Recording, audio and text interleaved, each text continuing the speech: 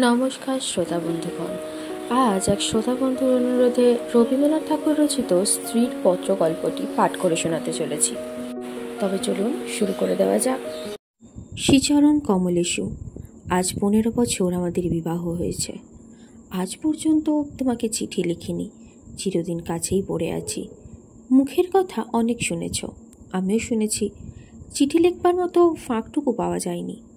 আজ আমি এসেছি তীর্থ করতে, শ্রীক্ষেত্রে। তুমি আজ তোমার অফিসের কাজে। শামুকের সঙ্গে খোলসের যে সম্বন্ধ, কলকাতার সঙ্গে তোমারও তাই। সে তোমার দেহ মনের সঙ্গে এঁটে গিয়েছে, তাই তুমি আপিসে ছুটির দরখাস্ত করলে না।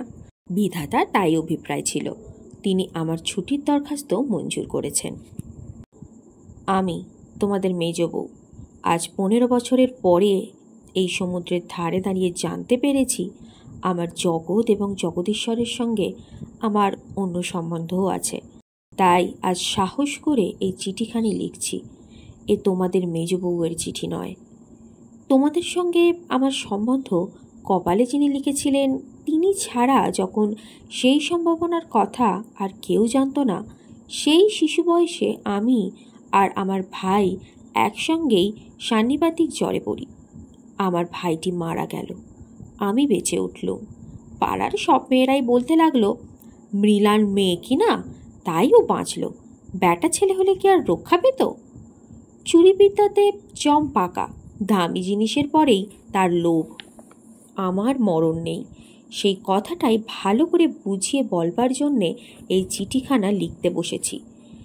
যেদিন তোমাদের দুঃসম্পর্কের মামা তোমার বন্ধু নীরদকে নিয়ে কনে দেখতে এলেন, তখন আমার বয়স 12। দুর্গম পাড়াগায়ে আমাদের বাড়ি। সেখানে দিনের বেলা শেয়াল ডাকে। স্টেশন থেকে 7 ক্রোশ স্যাকরা গাড়িতে এসে বাকি 3 মাইল কাঁচা রাস্তায় পালকি করে তবে আমাদের গাঁয়ে পৌঁছানো যায়। সেদিন তোমাদের কি হয়রানি! তার উপরে আবার আমাদের বাঙাল দেশের রান্না, সেই রান্নার প্রহসন আজও মামা ভোলেননি। তোমাদের বড় বউয়ের রূপের অভাব মেজ বউকে দিয়ে পূরণ করবার জন্য তোমার মায়ের একান্ত জিদ ছিল। নইলে এত কষ্ট করে আমাদের সে গায়ে তোমরা যাবে কেন? বাংলাদেশে পিলে, যকৃৎ, অম্লসুর এবং কোণের জন্যে তো কাউকে খোঁজ করতে হয় না। তারা আপনি এসে চেপে ধরে, কিছুতে ছাড়তে চায় না। বাবার বুক দূর করতে লাগলো, মা দুর্গা নাম জপ করতে লাগলেন। শহরের দেবতাকে পাড়াগাঁয়ের পূজারী কী দিয়ে সন্তুষ্ট করবে? মেয়ের রূপের ভরসা, কিন্তু সেই রূপের গুমর তো মেয়ের মধ্যে নেই। যে ব্যক্তি দেখতে এসেছে, সে তাকে যে দামই দেবে সেই তার দাম। তাই তো হাজার রূপের গুণেও মেয়ে মানুষের সংকোচ কিছুতেই ঘোচে না। সমস্ত বাড়ির, এমনকি সমস্ত পাড়ার এই আতঙ্ক আমার বুকের মধ্যে পাথরের মতো চেপে বসল। সেদিনকার আকাশের যত আলো এবং জগতের সকল শক্তি যেন 12 বছরের একটি পাড়াগাঁয়ে মেয়েকে 2 জন পরীক্ষকের 2 জোড়া চোখের সামনে শক্ত করে তুলে ধরবার জন্যে বেয়াদাগিরি করছিল। আমার কোথাও লুকোবার জায়গা ছিল না। সমস্ত আকাশকে কাঁদিয়ে দিয়ে বাঁশি বাজতে লাগলো। তোমাদের বাড়িতে এসে উঠলুম। আমার খুঁতগুলি সবিস্তারে খতিয়ে দেখলেও গিন্নির দল সকলে স্বীকার করলেন, মোটের ওপর আমি সুন্দরী বটে। সে কথা শুনে আমার বড় জায়ের মুখ গম্ভীর হয়ে গেল। কিন্তু আমার রূপের দরকারই কি ছিল, তাই ভাবি। রূপ জিনিসটাকে যদি কোনো সেকেলে পণ্ডিত গঙ্গা মৃত্তিকা দিয়ে গড়তেন, তাহলে ওর আদর থাকতো। কিন্তু ওটা যে কেবল বিধাতা নিজের আনন্দেই গড়েছেন, তাই তোমাদের ধর্মের সংসারে ওর দাম নেই। আমার যে রূপ আছে সে কথা ভুলতে তোমার বেশি দিন লাগেনি, কিন্তু আমার যে বুদ্ধি আছে সেটা তোমাদের পদে পদে স্মরণ করতে হয়েছে। ওই বুদ্ধিটা আমার এতই স্বাভাবিক যে তোমাদের ঘরকন্যার মধ্যে এতকাল কাটিয়েও আজও সে টিকে আছে। মা আমার এই বুদ্ধিটার জন্যে ভীষণ উদ্বিগ্ন ছিলেন। মেয়ে মানুষের পক্ষে এ এক বালাই, যাকে বাধা মেনে নিতে হবে। সে যদি বুদ্ধিকে মেনে চলতে চায়, তবে তো ঠোকর খেয়ে খেয়ে তার কপাল ভাঙবেই। কিন্তু কি করব বলো? তোমাদের ঘরের বউয়ের যতটা বুদ্ধির দরকার, বিধাতা অসতর্ক হয়ে আমাকে তার চেয়ে একটু বেশি দিয়ে ফেলেছেন। সেই কথা এখন ফিরিয়ে দিই কাকে? তোমরা আমাকে মেয়ে জ্যাঠা বলে দুবেলা গাল দিয়েছ। কটু কথাই হচ্ছে অক্ষমের সান্ত্বনা। অতএব সে আমি ক্ষমা করলুম। আমার একটা জিনিস তোমাদের ঘরকন্যার বাইরে ছিল, সেটা কেউ তোমরা জানোনি। আমি লুকিয়ে কবিতা লিখতুম, সে ছাইপাশ যাই হোক না কেন। সেখানে তোমাদের অন্দরমহলের পাঁচিল ওঠেনি, সেইখানেই আমার মুক্তি, সেইখানেই আমি। আমার মধ্যে যা কিছু তোমাদের মেজ বউকে ছাড়িয়ে রয়েছে সে তোমরা পছন্দ করনি, চিনতেও পারোনি। আমি যে কবি সে এই 15 বছরেও তোমাদের কাছে ধরা পড়েনি। তোমাদের ঘরের প্রথম স্মৃতির মধ্যে সবচেয়ে যেটা আমার মনে জাগছে সে তোমাদের গোয়াল ঘর। অন্দরমহলের সিঁড়িতে উঠবার ঠিক পাশের ঘরেই তোমাদের গরু থাকে। সামনের উঠোনটুকু ছাড়া তাদের আর নড়বার জায়গা নেই। সেই উঠোনের কোণে তাদের জাবনা দেওয়ার কাঠের গামলা। সকালে পেয়ারার কাজ, নানা কাজ। উপবাসী গরুগুলো কতক্ষণ সেই গামলার ধারগুলো চেটে চেটে চিবিয়ে চিবিয়ে খাবলা করে দিত। আমার প্রাণ কাঁদত। আমি পাড়া গেয়ে মেয়ে। তোমাদের বাড়িতে যেদিন নূতন এলুম সেদিন ওই দুটো গরু এবং 3টি বাছুরি সমস্ত শহরের মধ্যে আমার চিরপরিচিত আত্মীয়ের মতো চোখে ঠেকল। যতদিন নতুন বউ ছিলুম নিজে না খেয়ে লুকিয়ে ওদের খাওয়াতুম। যখন বড় হলুম তখন গরুর প্রতি আমার প্রকাশ্য মমতা লক্ষ্য করে আমার ঠাট্টার সম্পর্কীয়েরা আমার গোত্র সম্বন্ধে সন্দেহ প্রকাশ করতে লাগলেন। আমার মেয়েটি জন্ম নিয়ে মারা গেল। আমাকেও সে সঙ্গে যাবার সময় ডাক দিয়েছিল। সে যদি বেঁচে থাকতো তাহলে সেই আমার জীবনের যা কিছু বড়, যা কিছু সত্য সমস্তই এনে দিত। তখন মেজ বউ থেকে একেবারে মা হয়ে বসতুম। মা যে এক সংসারের মধ্যে থেকেও বিশ্ব সংসারের। মা হবার দুঃখটুকু পেলুম, কিন্তু মা হবার মুক্তিটুকু পেলুম না। মনে আছে ইংরেজ ডাক্তার এসে আমাদের অন্দর দেখে আশ্চর্য হয়েছিল এবং আতুর ঘর থেকে বিরক্তি হয়ে বকাবকি করেছিল। সদরে তোমাদের একটু বাগান আছে, ঘরে সাজসজ্জা আসবাবের অভাব নেই, আর অন্দরটা যেন পশমের কাজের উল্টো পিঠ। সেদিকে কোনো লজ্জা নেই, স্ত্রীও নেই, সজ্জাও নেই।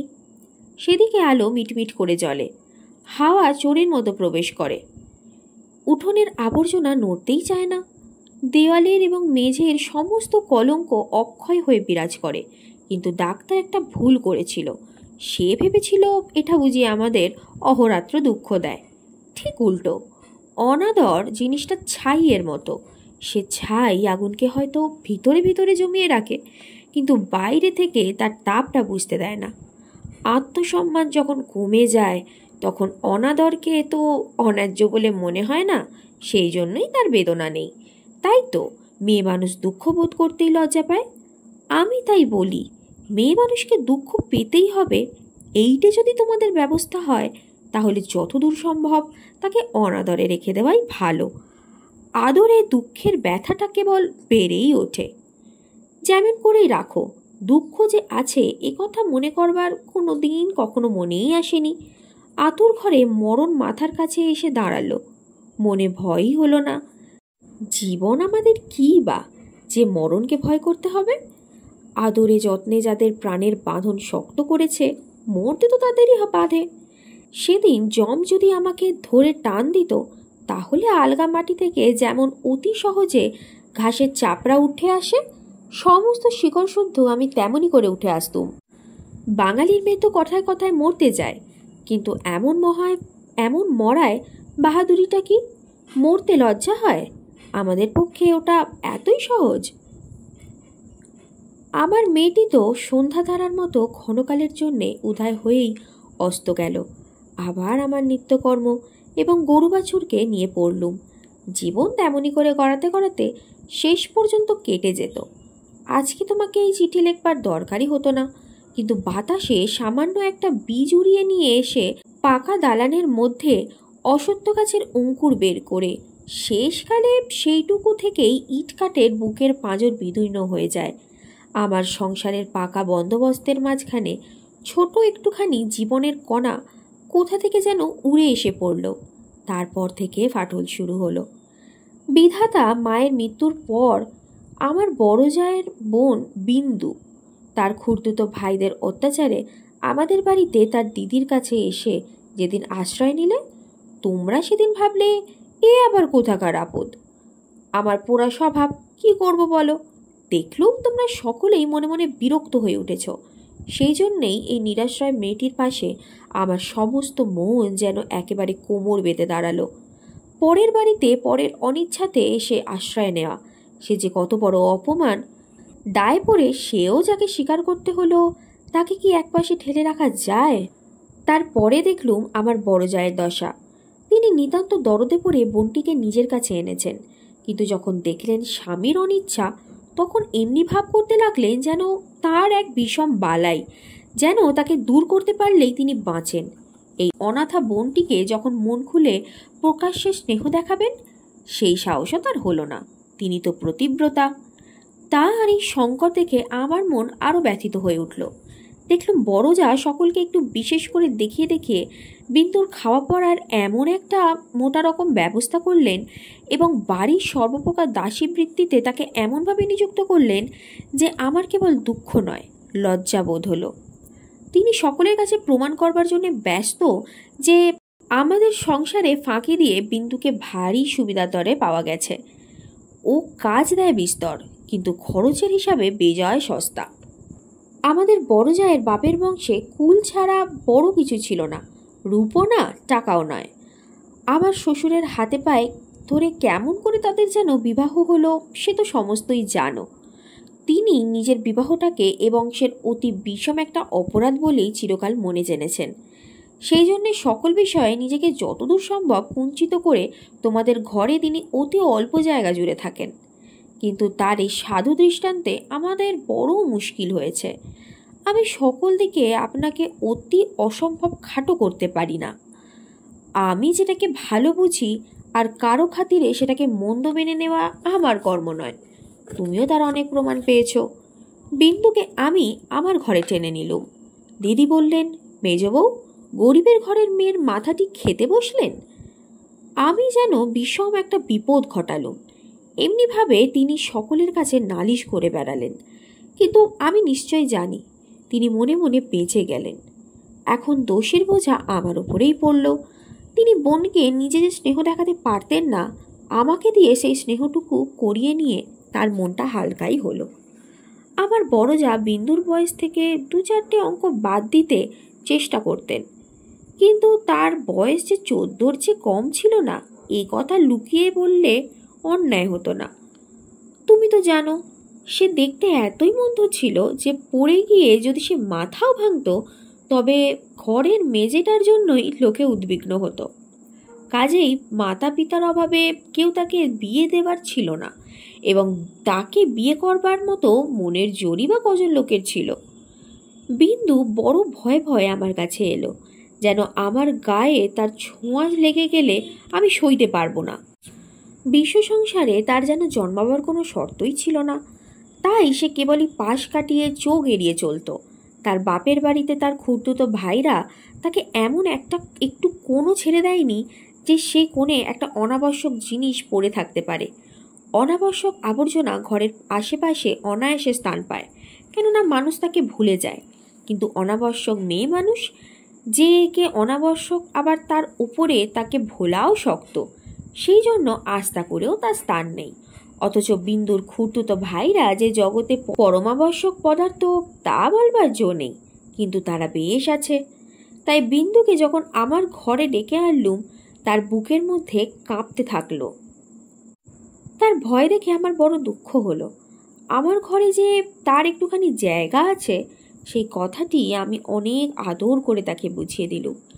কিন্তু আমার ঘর তো শুধু আমারই ঘর নয়, কাজেই আমার কাজটি সহজ হলো না। 2-4 দিন আমার কাছে থাকতেই তার গায়ে লাল লাল কি উঠল। হয়তো সে ঘামাচি নয়, তো আর কিছু হবে। তোমরা বললে বসন্ত, কেননা ও যে বিন্দু। তোমাদের পাড়ার এক আনাড়ি ডাক্তার এসে বললে আর 2-1 দিন না গেলে ঠিক বলা যাবে না, কিন্তু সেই 2-1 দিনের সবুর সইবে কে? বিন্দু তো তার ব্যামন লজ্জাতেই মরবার জো হলো। আমি বললুম, বসন্ত হয় হোক, আমি আমাদের সেই আতুর ঘরে ওকে নিয়ে থাকবো, আর কাউকে কিচ্ছু করতে হবে না। এই নিয়ে আমার উপর তোমরা সকলে যখন মার মূর্তি ধরেছ, এমনকি বিন্দুর দিদিও যখন অত্যন্ত বিরক্তির ভান করে পোড়া কপালি মেয়েটাকে হাসপাতালে পাঠাবার প্রস্তাব করেছেন, তখনও ওর গায়ে সমস্ত লাল দাগ একদম মিলিয়ে গেল। তোমরা দেখি তাতে আরও ব্যস্ত হয়ে উঠলে, বললে নিশ্চয়ই বসন্ত বসে গিয়েছে, কেননা ও যে বিন্দু। অনাদরে মানুষ হবার একটা মস্ত গুণ, শরীরটাকে তাতে একেবারে অজর অমর করে তোলে। ভ্যামও হতেই যায় না, মরার সদর রাস্তাগুলো একেবারেই বন্ধ। রোগ তাই ওকে ঠাট্টা করে গেল, কিছুই হলো না। কিন্তু এটা বেশ বোঝা গেল, পৃথিবীর মধ্যে সবচেয়ে অকিঞ্চিতকর মানুষকে আশ্রয় দেওয়াই সবচেয়ে কঠিন। আশ্রয়ের দরকার তার যত বেশি, আশ্রয়ের বাধাও তার তেমনই বিষম। আমার সম্বন্ধে বিন্দুর ভয় যখন কাটলো, তখন ওকে আর এক গেরোয় ধরল। আমাকে এমনি ভালোবাসতে শুরু করলে যে আমাকে ভয় ধরিয়ে দিলে। ভালোবাসার এরকম মূর্তি সংসারে তো কখনো দেখিনি। বইয়েতে পড়েছি বটে, কিন্তু মেয়ে পুরুষের মধ্যে আমার যে রূপ ছিল সে কথা আমার মনে করবার কোনো কারণ বহুকাল ঘটেনি। এতদিন পরে সেই রূপটা নিয়ে পড়ল এই কুশ্রী মেয়েটি। আমার মুখ দেখে তার চোখের আশ মিটত না। বলতো, দিদি তোমার এই মুখখানি আমি ছাড়া আর কেউ দেখতে পাইনি। যেদিন আমি নিজের চুল নিজে বাঁধতুম, সেদিন তার ভারী অভিমান। আমার চুলের বোঝা দুই হাত দিয়ে নাড়তে চাড়তে তার ভারী ভালো লাগতো। কোথাও নিমন্ত্রণে যাওয়া ছাড়া আমার সাজগোজের তেমন একটা দরকার ছিল না, কিন্তু বিন্দু আমাকে অস্থির করে রোজই কিছু না কিছু সাজ করাতো। মেয়েটা আমাকে নিয়ে একেবারে পাগল হয়ে উঠল। তোমাদের অন্দরমহলে কোথাও জমি এক ছটাক নেই। উত্তর দিকের পাঁচিলের গায়ে নর্দমার ধারে কোনো গতিকে একটা গাব গাছ জন্মেছে। যেদিন দেখতুম সেই গাব গাছের নতুন পাতাগুলো রাঙা টকটকে হয়ে উঠেছে, সেই দিন জানতুম ধরাতলে বসন্ত এসেছে বটে। আমার ঘরকন্যার মধ্যে ওই অনাদৃত মেয়েটার চিত্ত যেদিন আগাগোড়া এমন রঙিন হয়ে উঠল, সেদিন আমি বুঝলাম হৃদয়ের জগতেও একটা বসন্তের হাওয়া আছে। সে কোনো স্বর্গ থেকে আসে, গলির মোড় থেকে আসে না। বিন্দুর ভালোবাসার দুঃসহ বেগে আমাকে অস্থির করে তুলেছিল। একবার তার উপর রাগ হতো, সে কথা স্বীকার করি, কিন্তু তার এই ভালোবাসার গভীর দিয়ে আমি আপনার একটা স্বরূপ দেখলাম, যা আমি জীবনে কোনোদিনও দেখিনি। সেই আমার মুক্ত স্বরূপ। এদিকে বিন্দুর মতন মেয়েকে আমি যে একটা আদর যত্ন করছি, তোমাদের বাড়িতে বাড়াবাড়ি এটা ঠেকলো। এক্ষেত্রে খুঁতখুট খিটখিটের অন্ত ছিল না। যেদিন আমার ঘর থেকে বাজুবন্ধ চুরি গেল, সেদিন সেই চুরিতে বিন্দুর যে কোনো রকমের হাত ছিল, এ কথার আভাস দিতে তোমাদের লজ্জা হলো না। যখন স্বদেশি হাঙ্গামায় লোকের বাড়ি তল্লাশ হতে লাগলো, তখন তোমরা অনায়াসে সন্দেহ করে বসলে যে বিন্দু পুলিশের পোষা মেয়েচর। তার কোনো প্রমাণ ছিল না, কেবল এই প্রমাণ যে ও তো বিন্দু। তোমাদের বাড়ির দাসীরাও ওর কোনো রকম কাজ করতে আপত্তি করত। তাদের কাউকে ওর কাজ করবার ফরমাশ করলে ও মেয়েও একেবারে সংকোচে যেন আড়ষ্ট হয়ে উঠত। এই সকল কারণেই ওর জন্যে আমার খরচ বেড়ে গেল। আমি বিশেষ করে একজন আলাদা দাসী রাখলুম। সেটা তোমাদের ভালো লাগেনি। বিন্দুকে আমি যেসব কাপড় পরতে দিতুম, তা দেখে তুমি রাগ করেছিলে যে আমার হাত খরচের টাকা বন্ধ করে দিলে। তারপর দিন আমি 5 শিকে দামের জোড়া মোটা কোড়া কলের ধুতি পরতে আরম্ভ করে দিলুম। আর মতিমা যখন আমার এঁটো ভাতের থালা নিয়ে যেতে এলো, তাকে বারণ করে দিলুম। আমি নিজে উঠোনের কলতলায় গিয়ে এঁটো ভাত ভাসুরকে খাইয়ে বাসন মেজেছি। একদিন হঠাৎ সেই দৃশ্যটি দেখে তুমি খুব খুশি হওনি। আমাকে তো খুশি না করলেও চলে, আর তোমাদের খুশি না করলেই নয়, এই সুবুদ্ধিটুকু আজ পর্যন্ত আমার ঘটে এলো না। এদিকে তোমাদের রাগও যেমন বেড়ে উঠেছে, বিন্দুর বয়সও তেমন বেড়ে চলেছে। সেই স্বাভাবিক ব্যাপারে তোমরা অস্বাভাবিক রকমে বিব্রত হয়ে উঠেছিলে। একটা কথা মনে করে আমি আশ্চর্য হই, তোমরা জোর করে কেন বিন্দুকে তোমাদের বাড়ি থেকে বিদায় করে দাওনি? আমি বেশ বুঝি তোমরা আমাকে মনে মনে ভয় করো। বিধাতা যে আমাকে বুদ্ধি দিয়েছেন, ভিতরে ভিতরে তার খাতির না করে তোমরা বাঁচো না। অবশেষে বিন্দুকে নিজের শক্তিতে বিদায় করতে না পেরে তোমরা প্রজাপতি দেবতার শরণাপন্ন হলে। বিন্দুর বর ঠিক হলো। বড়জা বললেন, বাঁচলুম, মা কালী আমাদের বংশের মুখ রক্ষা করলেন। বর কেমন তা জানি নে, তোমাদের কাছে শুনলুম সকল বিষয়ই ভালো। বিন্দু আমার পা জড়িয়ে কাঁদতে লাগলো, বললে, দিদি আমার আবার বিয়ে করা কেন? আমি তাকে অনেক বুঝিয়ে বললুম, বিন্দু তুই ভয় করিস নে, শুনেছি তোর বর ভালো। বিন্দু বললে, বর যদি ভালো হয় আমার কি আছে যে আমাকে তার পছন্দ হবে? বরপক্ষেরা বিন্দুকে তো দেখতে আসবার নামও করলেন না। বড় দিদি তাতে বড় নিশ্চিন্তই হলেন, কিন্তু দিন রাত্রে বিন্দুর কান্না আর থামতে চায় না। সে তার কি কষ্ট সে আমি জানি। বিন্দুর জন্যে আমি সংসারে অনেক লড়াই করেছি, কিন্তু ওর বিবাহ বন্ধ হোক এ কথা বলার সাহস আমার হলো না। কিসের জন্যই বা বলবো? আমি যদি মারা যাই তবে ওর কি দশা হবে? একে তো মেয়ে, তাতে কালো মেয়ে, কার ঘরে চললো ওর কি দশা হবে সে কথা না ভাবাই ভালো। ভাবতে গেলে প্রাণ কেঁপে ওঠে। বিন্দু বললে, দিদি বিয়ের আর 5 দিন আছে, এর মধ্যে কি আমার মরণ হবে না? আমি তাকে খুব ধমক দিলুম, কিন্তু অন্তর্যামী জানেন যদি কোনো সহজভাবে বিন্দুর মৃত্যু হতে পারত তাহলে আমি আরামই বোধ করতুম। বিবাহের আগের দিন বিন্দু তার দিদিকে গিয়ে বললে, দিদি আমি তোমার গোয়াল ঘরের এক কোণে পড়ে থাকবো, আমাকে যে যা বলে করব, তোমার পায়ে পড়ি, আমাকে এমন করে ফেলে দিও না। কিছুকাল থেকে লুকিয়ে লুকিয়ে দিদির চোখ দিয়ে জল পড়ছিল। সেদিনও পড়ল, কিন্তু শুধু হৃদয় তো আছে,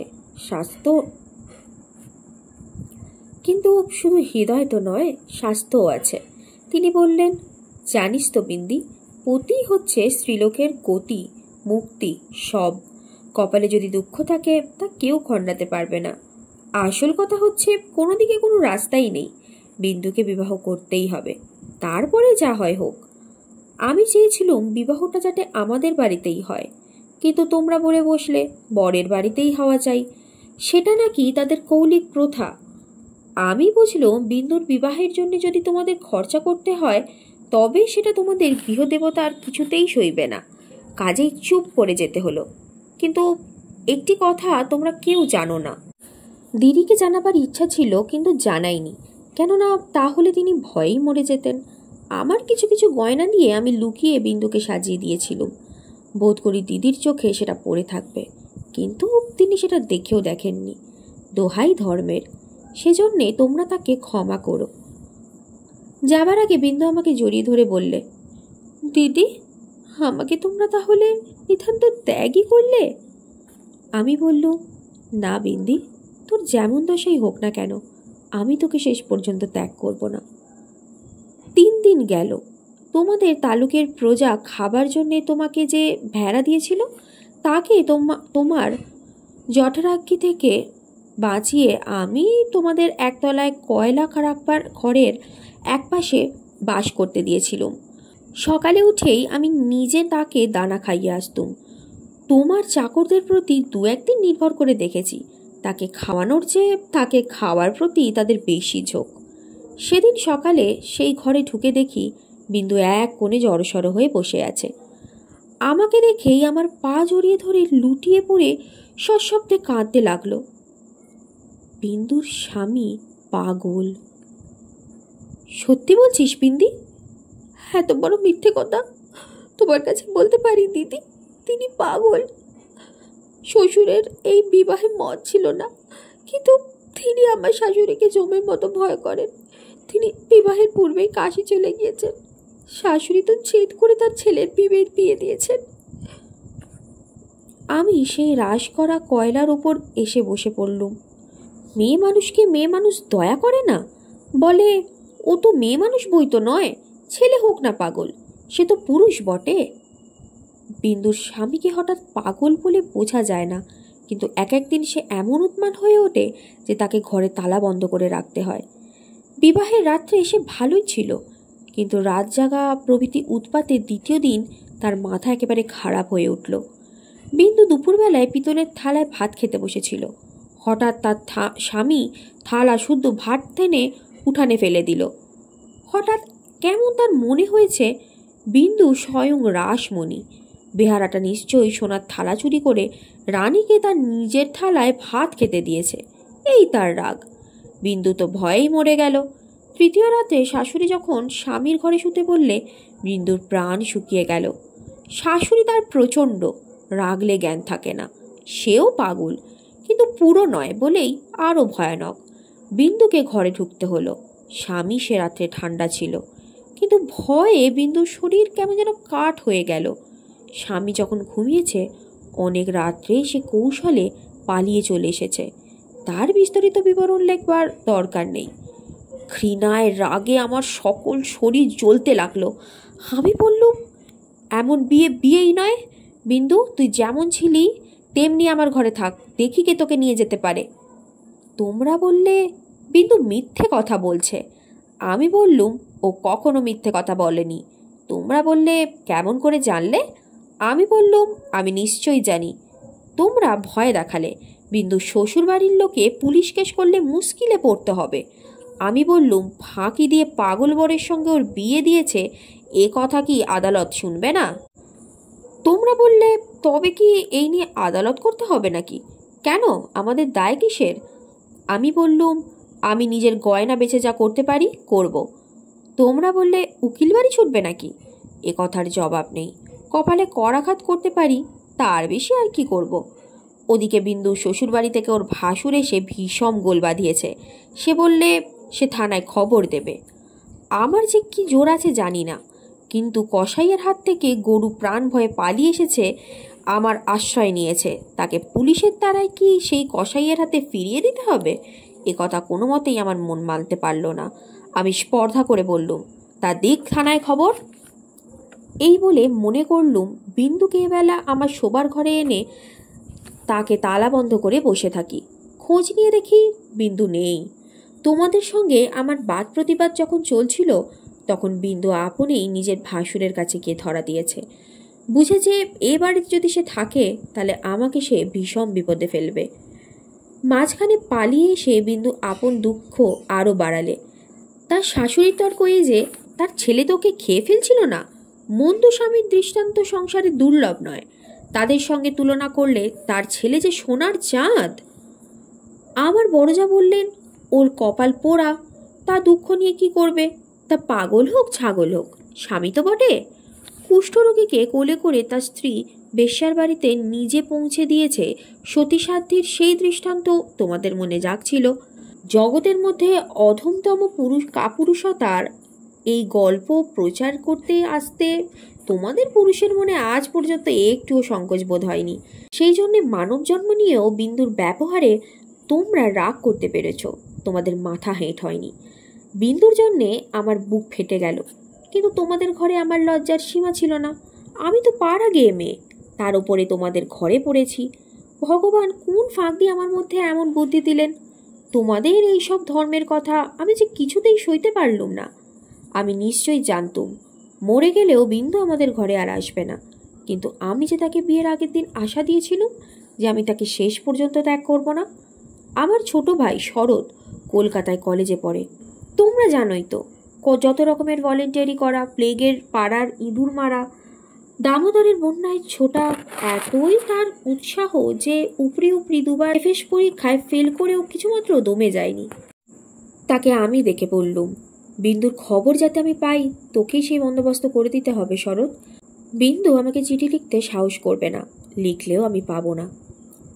এরকম কাজের চেয়ে যদি আমি তাকে বলতুম বিন্দুকে ডাকাতি করে আনতে, কিংবা তার পাগল স্বামীর মাথা ভেঙে দিতে, তাহলে সে বেশি খুশি হতো। শরতের সঙ্গে আলোচনা করছি এমন সময় তুমি ঘরে এসে বললে, আবার কি হাঙ্গামা বাঁধিয়েছ? আমি বললুম, সেই যা সব গোড়ায় বাঁধিয়েছিলাম তোমাদের ঘরে এসেছিল, কিন্তু সে তো তোমাদেরই কীর্তি। তুমি জিজ্ঞাসা করলে, বিন্দুকে আবার এনে কোথাও লুকিয়ে রেখেছ? আমি বললুম, বিন্দু যদি আসতো তাহলে নিশ্চয়ই এনে লুকিয়ে রাখতুম, কিন্তু সে আর আসবে না, তোমাদের ভয় নেই। শরৎকে আমার কাছে দেখে তোমার সন্দেহ আরও বেড়ে উঠল। আমি জানতুম শরৎ তোমাদের বাড়ি যাতায়াত করে, এ তোমরা কিছুতেই পছন্দ করো না। তোমাদের ভয় ছিল ওর পরে পুলিশের দৃষ্টি আছে, কোনোদিন না কোনোদিন ওর রাজনৈতিক মামলায় পড়বে, আর তখন তোমাদের শুদ্ধ জড়িয়ে ফেলবে। সেই জন্যেই আমি ওকে ভাইফোঁটা পর্যন্ত লোক দিয়ে খবর পাঠাতুম, ঘরে রাখতুম না। তোমার কাছেই শুনলুম বিন্দু আবার পালিয়েছে, তাই তোমাদের বাড়িতে তার ভাসুর খোঁজ করতে এসেছে। শুনে আমার বুকের মধ্যে শেল বিঁধল। হতভাগিনীর যে কি অসহ্য কষ্ট তা বুঝলুম, অথচ কিছুই করবার রাস্তা নেই। শরৎ খবর নিতে ছুটল। সন্ধ্যার সময় ফিরে এসে আমাকে বলল, বিন্দু তার খুড়তুতো ভাইদের বাড়ি গিয়েছিল, কিন্তু তারা তুমুল রাগ করে তখনই তাকে শ্বশুর বাড়ি পৌঁছে দিয়েছে। এর জন্যে তাদের খেসারত ও গাড়ি ভাড়া দণ্ড যা ঘটেছে, তার ঝাঁজ এখনও তাদের মন থেকে মরেনি। তোমাদের খুড়িমা শ্রীক্ষেত্রে তীর্থ করতে যাবেন বলে তোমাদের বাড়ি এসে উঠেছেন। আমি তোমাদের বললুম আমিও যাব। আবার হঠাৎই এমন ধর্মে মন দেখে তোমরা খুশি হয়ে উঠলে যে কিছুমাত্র আপত্তি করলে না। এ যেন মনে হয়েছিল যে যদি আমি কলকাতায় থাকি তবে আবার কোন দিন বিন্দুকে নিয়ে ফ্যাসাদ বাঁধিয়ে পড়ব। আমাকে নিয়ে যেন বিষম খেলা। বুধবারে আমাদের যাবার দিন, রবিবারে সমস্ত ঠিক হলো। আমি শরৎকে ডেকে বললুম, যেমন করে হোক বিন্দুকে বুধবারে পুরী যাবার গাড়িতে তুলে দিতে হবে। শরতের মুখ প্রফুল্ল হয়ে উঠল। সে বললে, ভয় নেই দিদি, আমি তাকে গাড়িতে তুলে দিয়ে পুরী পর্যন্ত চলে যাব। ফাঁকি দিয়ে জগন্নাথ দেখা হয়ে যাবে। সেই দিন সন্ধ্যের সময় শরৎ আবার এলো। তার মুখ দেখেই আমার মুখ দমে গেল। আমি বললুম, কি শরৎ, সুবিধা হলো না বুঝি? সে বললে, না। আমি বললুম, রাজি করাতে পারলি না? সে বললে, আর দরকারও নেই। কাল রাত্রে এসে কাপড়ে আগুন ধরিয়ে আত্মহত্যা করে মরেছে। বাড়ির সেই ভাইপোটার সঙ্গে ভাগ করে নিয়েছিলুম, তার কাছ থেকেই খবর পেলুম। তোমার নামে এসে একটা চিঠি রেখে গিয়েছে, কিন্তু সে চিঠি ওরা নষ্ট করেছে। যাক, শান্তি হলো। দেশসুদ্ধ লোক চটে উঠল। বলতে লাগলো, মেয়েদের কাপড়ে আগুন লাগিয়ে মরা একটা ফ্যাশন হয়েছে। তোমরা বললে এ সমস্ত নাটক করা। তা হবে, কিন্তু নাটকের তামাশাটা কেবল বাঙালি মেয়েদের শাড়ির ওপর দিয়েই বা কেন হয়? আর বাঙালি বীর পুরুষদের কোঁচার ওপর দিয়ে যে কেন হয় না, সেটাও তো ভেবে দেখা উচিত। ভিন্দিটার এমন পোড়া কপাল বটে, যতদিন বেঁচে ছিল রূপে গুণে কোনো যশ পায়নি। মরবার বেলাটাও একটু ভেবেচিন্তে এমন একটা নতুন ধরনের মরবে যে দেশের পুরুষেরা খুশি হয়ে হাততালি দেবে, তাও তার ঘটে এলো না।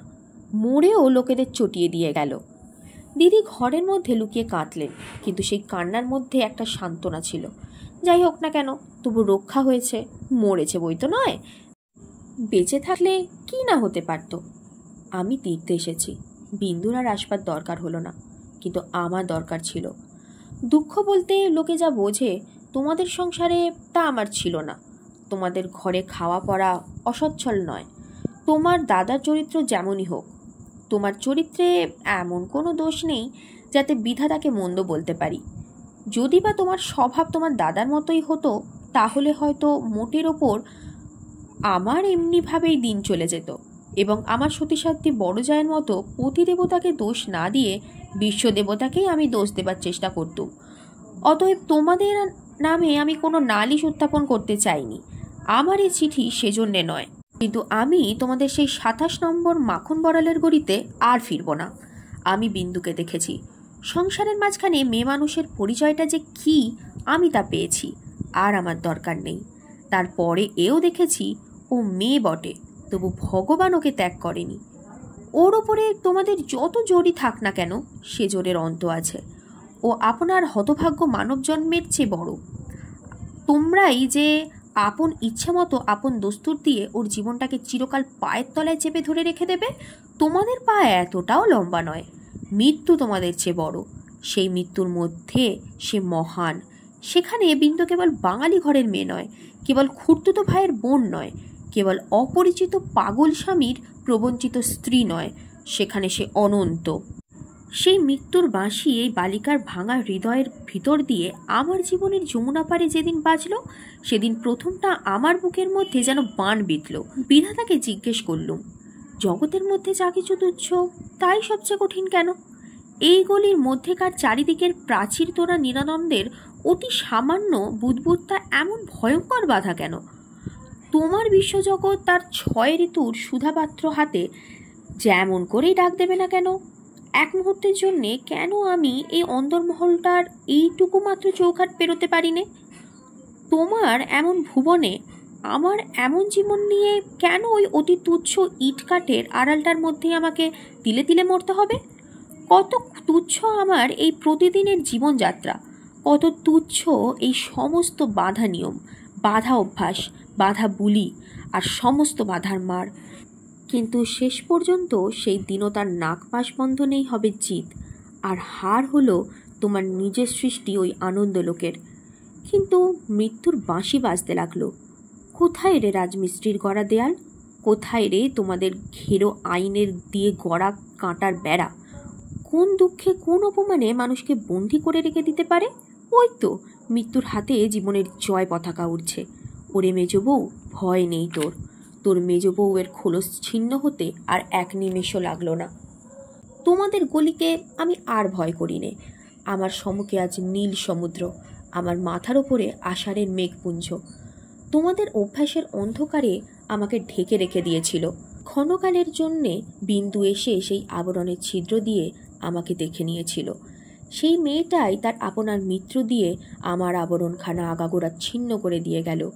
আজ বাইরে এসে দেখি তোমার গৌরব রাখবার আর জায়গা নেই। আমার এই অনাদৃত রূপ দেখে যার চোখে ভালো লেগেছে, সেই সুন্দর সমস্ত আকাশ দিয়ে আমাকে চেয়ে দেখছেন। এইবার মরেছে মেজ বউ। তুমি ভাবছ মরতে যাচ্ছি? ভয় নেই, অমন পুরনো ঠাট্টা তোমাদের সঙ্গে আমি করব না। মীরাবাইও তো আমারই মতন মেয়ে মানুষ ছিল, তার শিকলও তো কম ভারী ছিল না, তাকে তো বাঁচবার জন্যে মরতে হয়নি। মীরাবাই তার গানে বলেছিল, ছাড়ুক বাপ, ছাড়ুক মা, ছাড়ুক যে যেখানে আছে।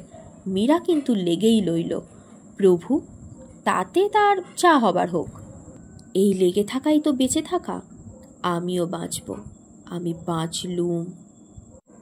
ইতি তোমাদের চরণতলাশ্রয় ছিন্ন মৃণাল। আজ এখানেই শেষ হলো। গল্প পাঠ কেমন লাগলো তা জানাবেন। শ্রোতা বন্ধুদের যদি আর কোনো গল্পের অনুরোধ থাকে অবশ্যই জানাবেন। ধন্যবাদ।